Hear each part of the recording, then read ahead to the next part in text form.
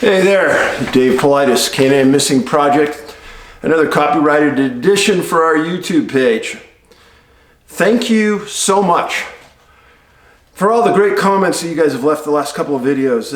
It's been overwhelmingly positive with a few interesting ones. And thanks for keeping them short so I can read them and have time for everybody. Now, this week, got some interesting cases out of Alaska for you. And then we're going to cross over into another area. But a couple of cases out of Alaska that will be stunning. First to the questions. For some reason, I keep getting question after question about going on to the Joe Rogan podcast. Dave, why don't you go on there? Well, for about the umpteenth time, I've said this in many videos. He doesn't want me on for some reason. I don't understand it.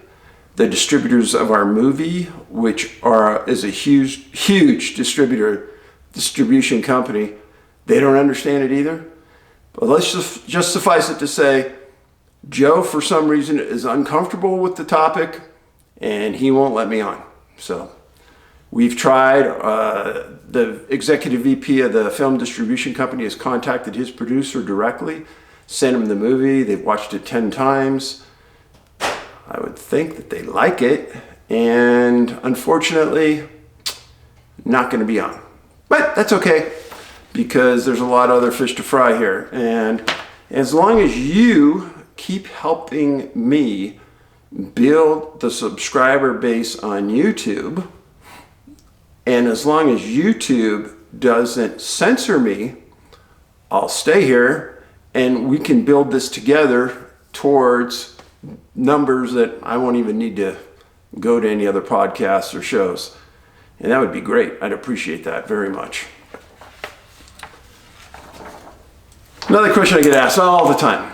Well, Dave, the stuff that's happening in the wilderness, why don't you put up trail cameras in the parks and let's see what's going on? Well, it is highly illegal to put up trail cameras in wilderness areas and in the national parks. And if they run the serial number or if they find you doing it, you will go to jail and they will fine you and confiscate your equipment.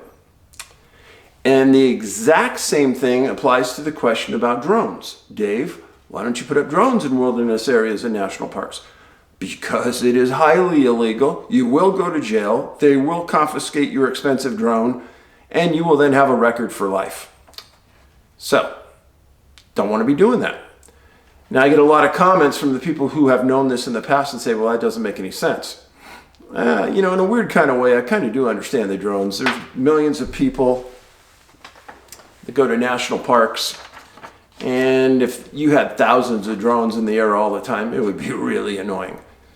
But I do think that they could have a policy where they allow a certain number of drones every day in the park on a permit basis. It's an automatic granted permit based on the number of allowances they have per day. So let's just say it's 25 a day in this one park.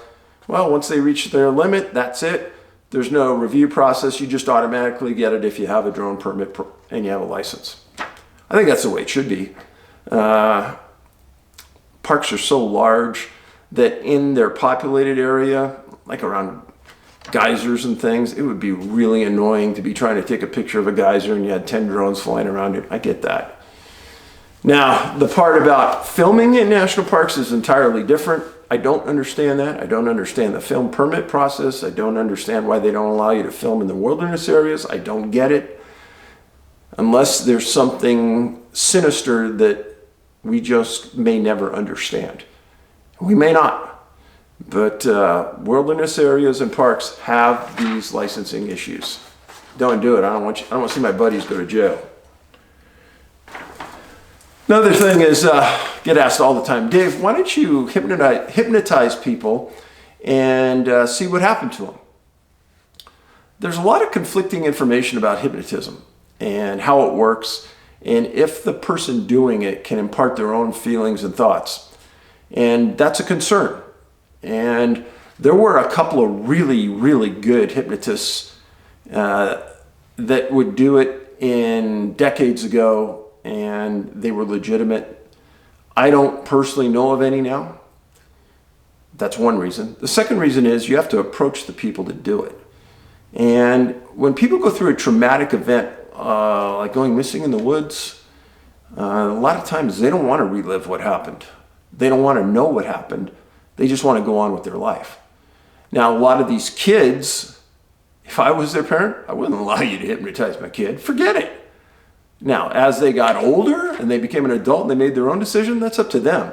But I'm not allowing somebody I don't know to come manipulate my kid's mind and try to pull out some ideas or thoughts or even impart some ideas or thoughts. So I understand that, and I would never approach a parent to ask their child to do it. That's just me. I'm a pretty cautious person, and I respect people's rights too much. So, hypnotism, there you go. Huge announcement is coming. Huge. The biggest announcement we've had in a year. And you can look at the pinned comment on this video come Tuesday. And please do that. Look at the pinned comment. That's the #1 comment on this video come Tuesday. I want everyone to be involved in it. I would like everyone to partake of it. I would like everyone to really engage with it. And I would be very grateful. I'm not going to say what it is, but it's big. And if you don't want to look at the pinned comment, you can go to our website, canamissing.com, and there'll be a big write-up about it Tuesday of this week. So I think that's the 1st of December. Please look. I'm pretty proud of it. In fact, I'm very proud of it. And something to look forward to. So this week, as many of you know, I've talked about people in the medical field before. In 2014, I was doing some research, and all of a sudden across the wire comes this case, and I was glued. And it's the disappearance of Sharon Gilbert on May 4th, 2014 from Juneau, Alaska. She was married, she had 2 college-aged boys, and she worked at the only hospital in Juneau, Bartlett Regional Medical Center. And Bartlett backs up to a huge wilderness area. Now Sharon had a twin sister. I always am paying attention to that for a multitude of reasons. But she did. She was a physical therapist, medical professional at the hospital since 2009.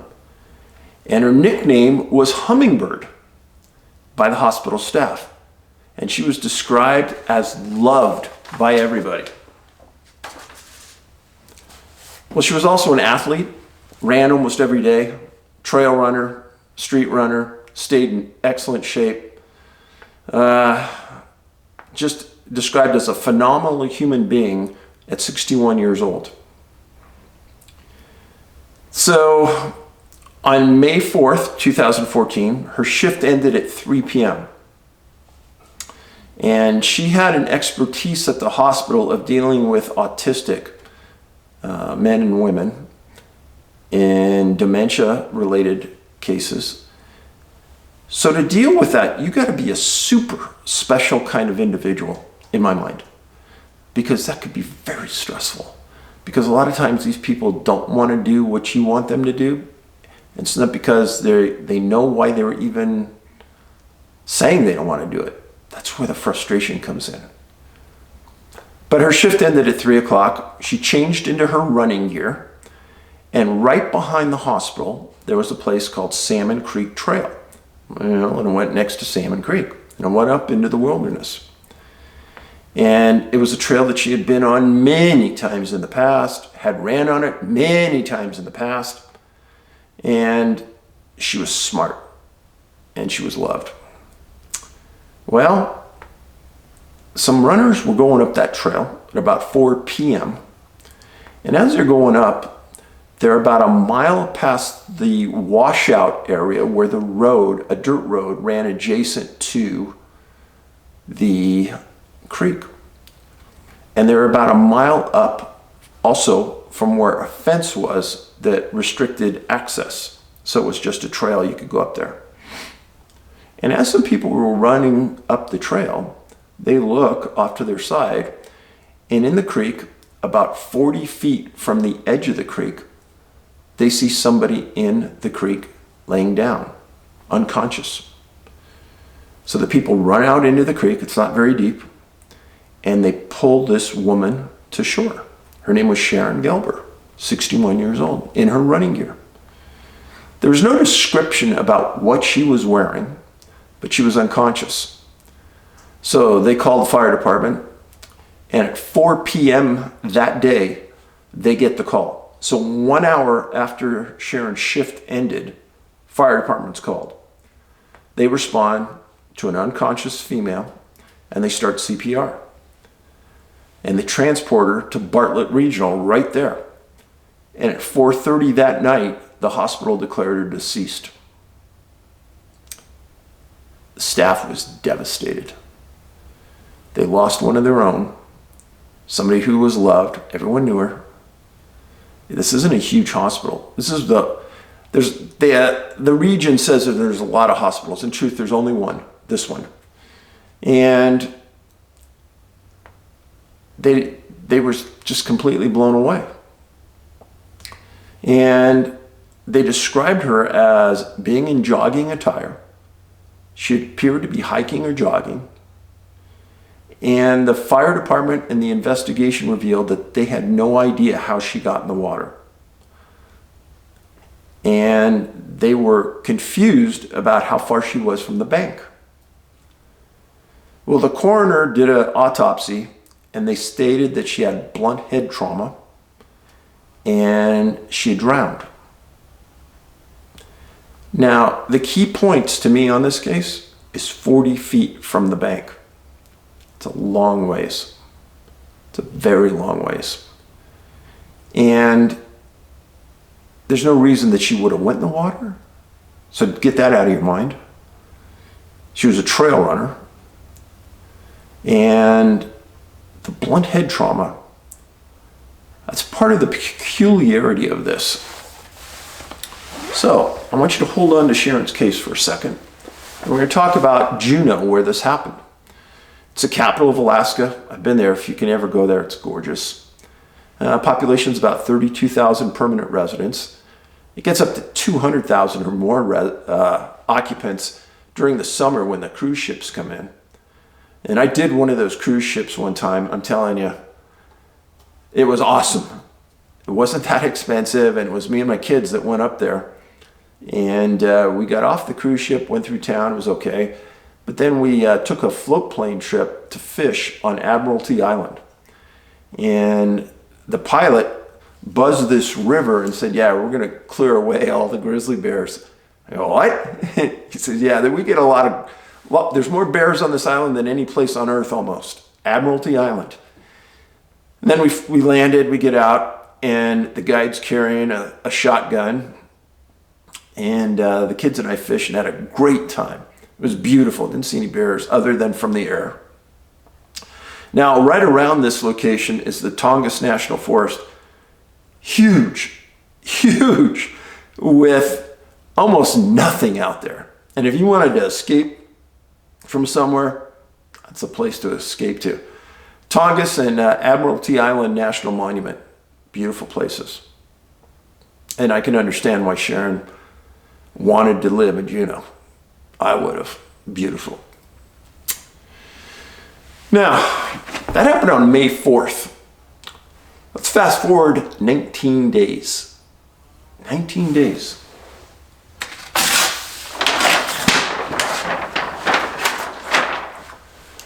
And we talk about Sharon Buis, B-U-I-S, 48 years old, May 23rd, 2014. Well, she was employed by Juneau Physical Therapy as a physical therapist. And she was also employed by Skagway Medical Center. And her expertise was on casting, and she also had a private business that in her off hours, she sold specialty orthopedic chairs. She was also an athlete. She ran daily. She loved the outdoors, loved bicycling, kayaking. She actually, the previous summer, biked from Alaska to Canada. One time she hiked her way and camped her way through Greenland. She was another one of these absolutely awesome human beings. So she was raised in a place called Aylmer, Ontario, adjacent to Lake Erie. That's where she was born and raised. She migrated, made her way to Alaska, and she was last seen on May 23rd, about 9:30 a.m., at a shipping center in downtown Juneau, shipping this chair to a client. Last time she was seen. Alaska Marine was the name of the company. So she made plans on May 24th to meet a group of friends at the Mount Roberts trailhead to climb Mount Roberts. And her friends got there that day, and her car was sitting there, and it had pollen on it. So they thought, wow, she must have gotten a real early start. It was a black Honda, so it showed pollen pretty well. Well, her friends climbed the mountain that day, came back down and realized something was wrong because the car was still there and Sharon wasn't. And her friends called Juneau PD, asked them to look into it, and they opened a missing persons report. And on May 25th, Alaska State Troopers came in and they started flying the hill from the car up the mountain with FLIR, looking for her. And they were stymied. They weren't finding anything on that mountain. And they brought in about 50 volunteer searchers, started combing the landscape. Then they brought in an H-60 Coast Guard helicopter with specialty FLIR. Flew that for 2 days. Didn't find anything. So Juneau police decided to search her residence because they didn't know what was going on. So they go into her residence and they find her 3 cats. And they start to interview the neighbors and her friends. And they said one thing about Sharon is the most important thing in her life was her 3 cats. And there was no way she would have risked them dying or being injured. So that was troublesome to the police, knowing that something seriously happened. So a 4-day search of that mountain with multiple helicopters, dozens of search and rescue, canine units, they weren't finding anything. So when you think about Sharon,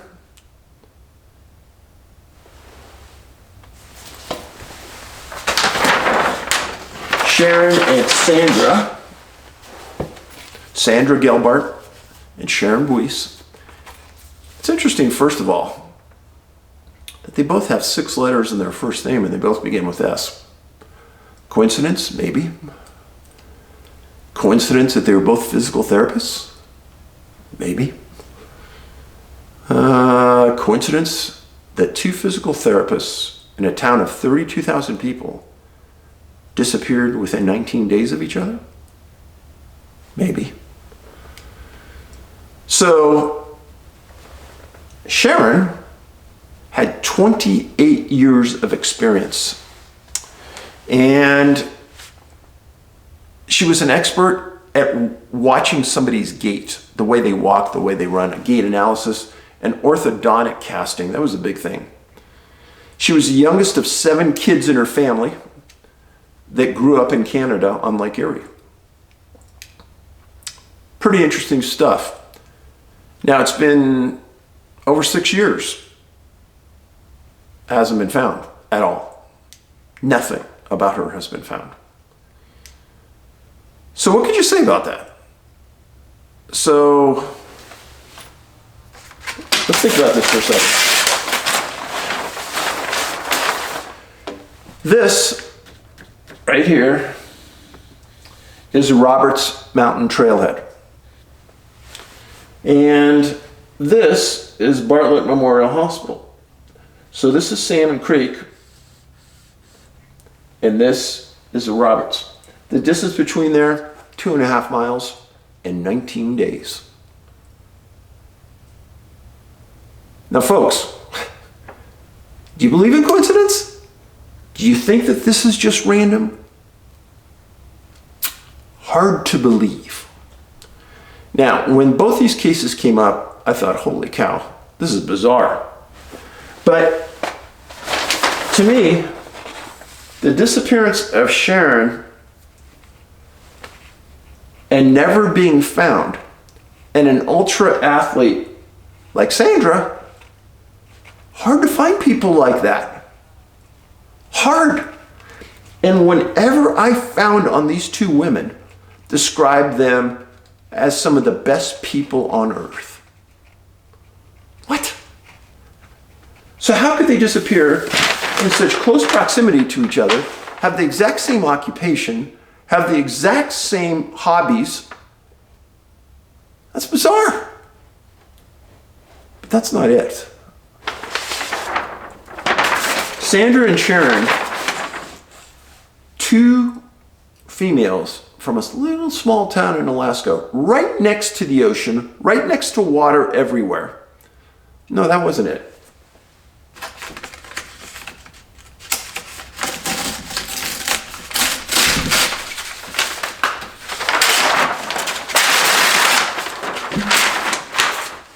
Like I do this. Next case, Michael Kinney, June 18th, 2014. Now, not very long after the last case I just told you about. He's on the Shamokin Reservoir in Pennsylvania, running, because he's a runner, 55 years old, physical therapist, and he worked for the Sun Home Health and Hospice. And he was described as a stellar employee and individual. That was the quote. And he was a volunteer football coach for his community. Kids loved him. People loved him. And he was a substitute pastor at the Emmanuel Bible Fellowship Church. And people ask me a lot about, hey, what's the religious background of these people? And when I know, I tell you. In this case, they made a big deal about it. He was described as someone who always stayed in shape, loved to jog. Well, on June 18th, he drove his Toyota sedan and he parked it at Shamokin Reservoir to take a run. Normal behavior for him, every day, something like this somewhere. Well, when he didn't return, his family called the sheriff, and on June 19th at 3 a.m. the following morning, sheriff found the car, called for search and rescue, and that morning search and rescue showed up, and there was a 90 miles of trail in that area by Shamokin Reservoir.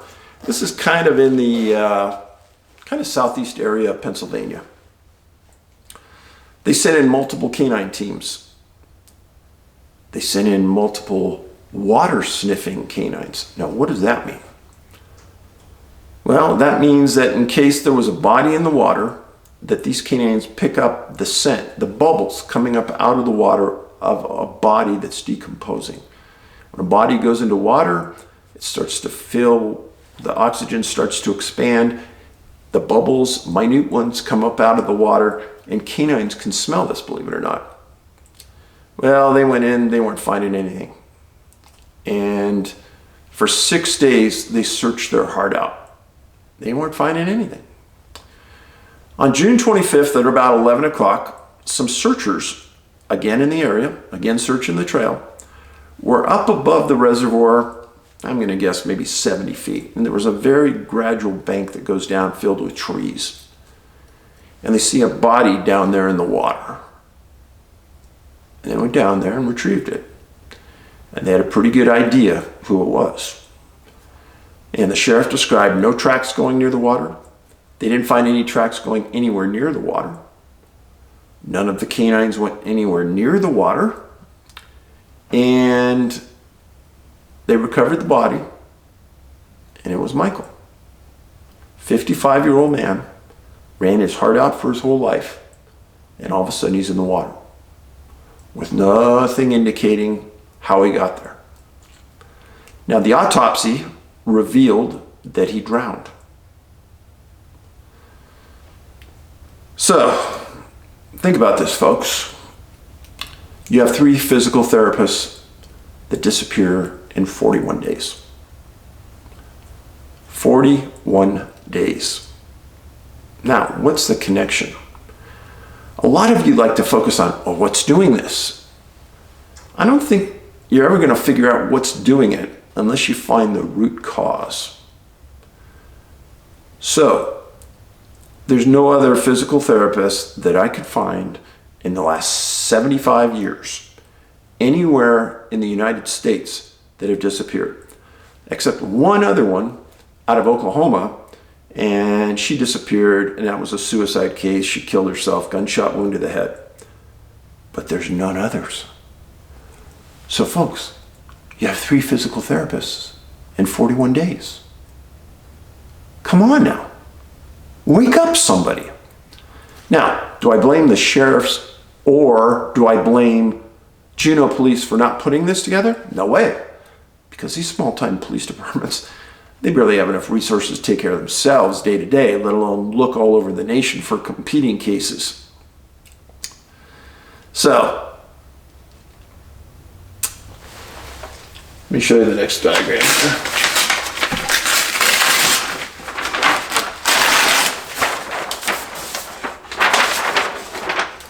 This is the part, this is Lake Erie.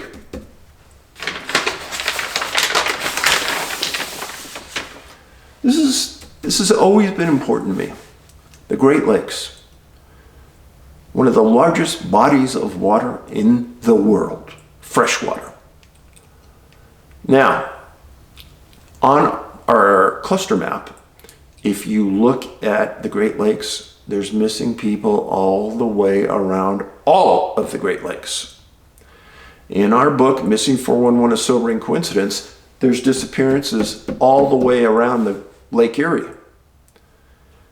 Now, when I was doing the research on Gilbert and Buis from Alaska, I almost fell out of my chair. So, Ashtabula, Ohio. That's where Gilbert was from. Aylmer, Ontario, Aylmer, Ontario, is where Buis was from. This is 45 miles from point to point, and it's due north from Ashtabula. Friends, what are the chances? Come on. I couldn't believe it. And that's the time I started to say, is somehow this related, or are these people tracked from the time they were born? Are they followed somehow that we don't understand? The best I can tell, Gilbert and Buis didn't know each other. The best I can tell. I didn't find any connection, other than they were both physical therapists in the same city. And because it's such a small city, maybe they knew each other from those contacts. I don't know. But I couldn't find that, one, this is Canada, this is the United States. I couldn't see that they knew each other growing up. But that's a freaking amazing coincidence, don't you think? So, water. Think about it. How much water is involved here? All 3 people, whenever this happened, were alone. They were all super healthy. And as I have stated many times regarding missing people, stellar individuals.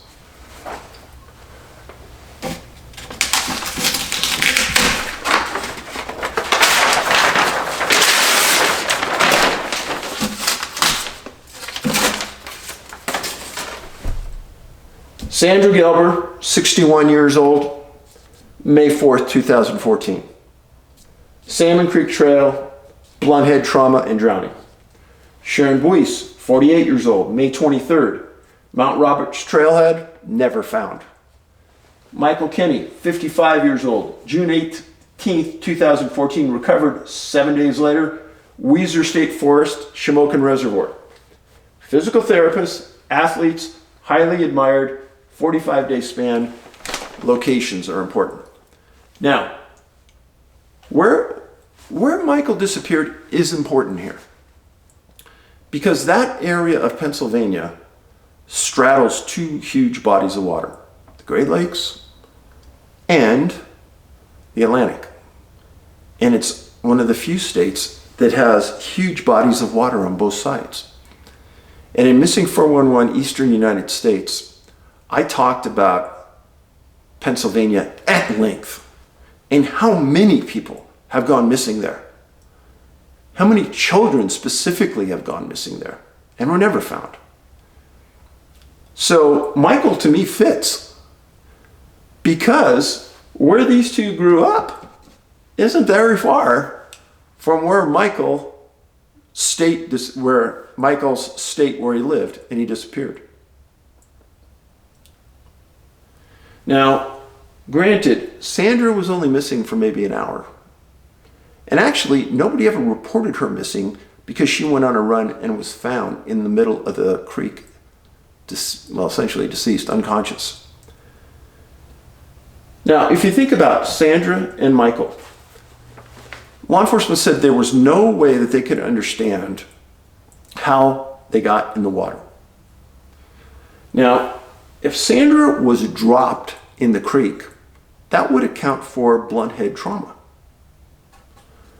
If there's no tracks leading into the reservoir, and they couldn't figure out how Michael got in the reservoir, then dropping in would be it. And if you look at these cases over time, and if you read the books, it will become more self-evident that the method that the person got to the location where they were found is mind-boggling. And I don't say that lightly. If they weren't dropped, how did they get there? Why didn't the canines track point to point? Now, with Sharon, I'm honestly deeply saddened that she hasn't been found. My gut tells me that she's probably in the water somewhere, and there's a lot of bodies of water around where she lived, including the ocean, like less than a mile away.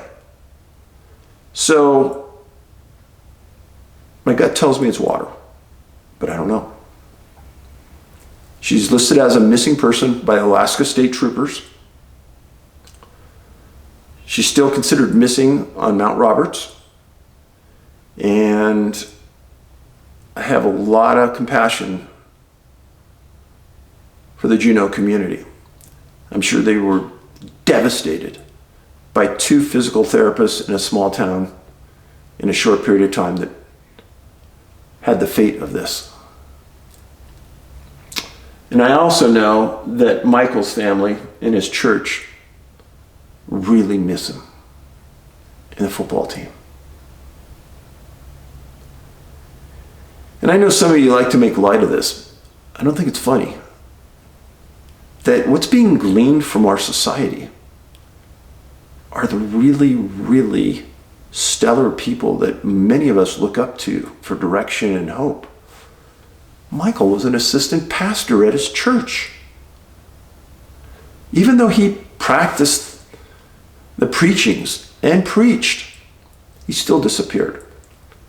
And as I've stated many times, I've written about many leaders of churches, big leaders. I'm not talking just of a church, but of a region, a state that have disappeared. So they're not immune. I've had other people tell me that, well, just because you practice and you preach doesn't mean that you honestly practice the following of the writings in the Bible, etc., and you aren't really a God-fearing person. I don't know. I'm just telling you the facts. But the facts do bother me.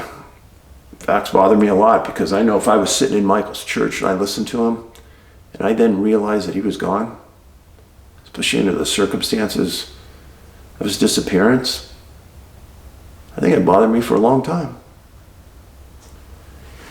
And I don't know how long Juneau will remember these two fine ladies, but I haven't forgotten them since I first heard about it in June 2014.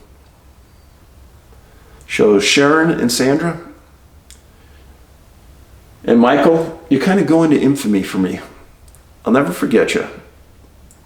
The amount of people that you helped over your lifetime.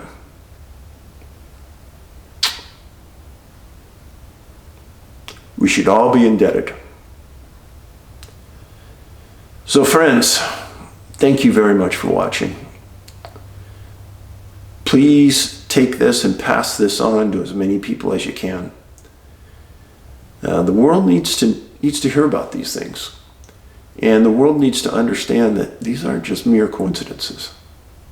Something unusual is happening. Thanks for subscribing. Thanks for the thumbs up. And we'll see you next week.